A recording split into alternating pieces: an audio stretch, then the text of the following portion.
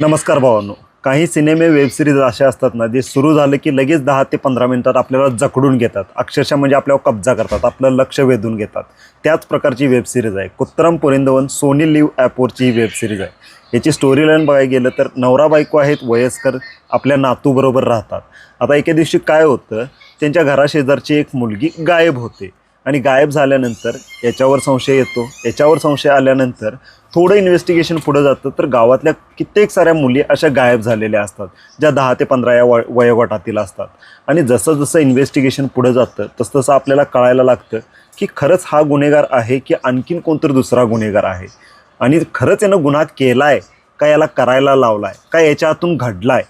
जो गुन्हेगार आहे ते, त्याला गुन्हा केला म्हणून त्याला गुन्हेगार म्हणायचं का, त्याच्या हातून गुन्हा घडला गेला आहे म्हणून त्याला गुन्हेगार म्हणायचं, का त्याला तो गुन्हा करावा लागला.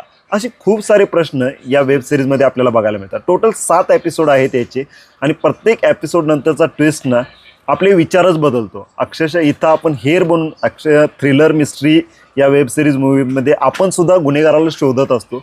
पण जसं काय आपण अंदाज लावतो ना, तो प्रत्येक वेळी आपला अंदाज चुकीचाच निघतो.